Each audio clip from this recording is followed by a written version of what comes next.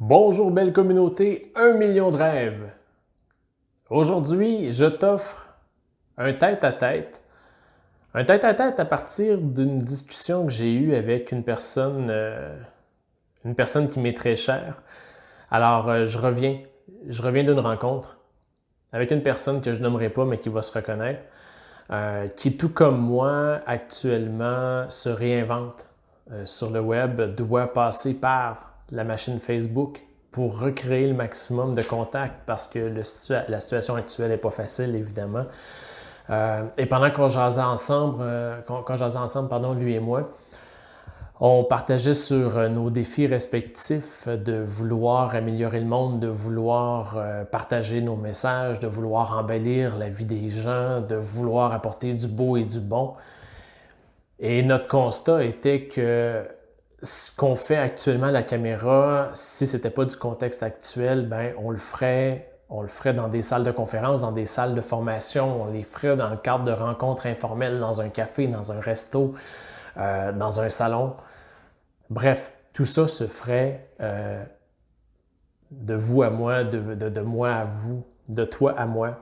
On aurait la chance de le faire un peu plus dans le blanc des yeux et de mieux comprendre, parce que c'est assez unidirectionnel ce qui se passe actuellement. J'ai la chance de m'adresser à vous à tous les matins ou à tous les jours, dépendamment du moment où vous interceptez la présente capsule. Vous me voyez, vous m'entendez. Et souvent, je vous lance le défi de me répondre à vos claviers, de me redonner un peu de feedback. Dans cette machine que constituent les médias sociaux, on a l'impression que le message qu'on porte est limité au nombre de vues, au nombre de commentaires, au nombre de likes qui est fait sur une publication, alors que depuis maintenant 12 jours, les plus belles reconnaissances me viennent de, évidemment, votre participation, mais beaucoup de vos confidences, beaucoup des échanges qu'on a au téléphone pour ceux qui sont plus proches de moi.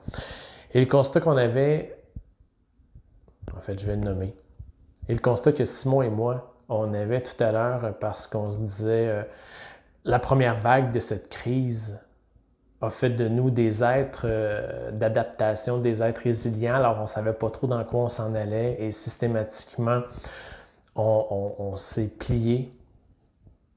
On s'est plié aux demandes qui nous étaient effectuées. La deuxième vague, elle est différente parce qu'on sait déjà à quel point ça nous a fait quelque chose dans la première et on est allé rechercher des acquis entre les deux. On a regoûté. Et on espérait que ce soit le cas pour encore longtemps. Et là, on va se revoir éventuellement, probablement reclus à nos maisons. Et cette crise-là, on ne la vit pas de la même façon. On peut être en famille, on peut être en couple, on peut être seul. Souvent, les actes de socialisation se font au travail avec les gens. Et là, c'est plus difficile. Ça se fait à travers la caméra. Et on se disait, mais malgré tout ça, tout va bien, puis c'est correct, puis la vie est belle, puis... Et est venu un point dans la discussion, on se disait, puis merde, non, c'est pas vrai que tout va bien, c'est pas vrai que la vie, elle est tout le temps belle. Il y a personne actuellement qui est content de se dire, hey, sais-tu, je suis en train de vivre une méga crise historique. Et ça me fait du bien parce que ça me sort de mon quotidien et ça me lance des défis. Ben non, pas du tout. Cette crise-là, elle est inconfortable. Les changements le sont hyper challengeants. Et ce qui m'habite, moi, depuis que je suis tout petit dans mon parcours, souvent, les gens ont appelé ça de la résilience, c'est-à-dire ma capacité que j'ai à rebondir après quelque chose. En vieillissant, je me suis rendu compte en faisant des lectures que c'était beaucoup plus mon habileté à répondre. Alors, mon responsibility, moi, dans la vie, je me suis jamais adonné à jouer au jeu de la victime. J'ai toujours préféré voir de quelle façon je devais répondre. Alors, la claque sa gueule, on ne la voit pas tout le temps arriver. Puis elle fait mal en tabarouette. Et on ne peut pas toujours l'esquiver. Alors, du moment où on la reçoit, là, notre job à nous, c'est de savoir comment on répond. Alors, quand il t'arrive un malheur, comment tu y réponds? As-tu un exemple? Pense, ferme tes yeux. Pense à un exemple où la vie t'a touché durement, tellement que tu ne pensais pas te relever et tu as trouvé l'énergie de le faire et de te repropulser.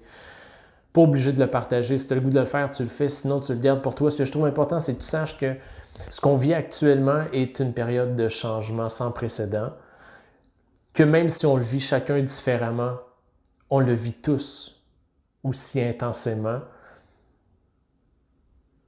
Maintenant, il nous appartient de savoir comment on va apprendre de ce qui se passe, comment on va rebâtir sur ce qui se passe et comment on va grandir. Et ça, mon ami, c'est tout un défi.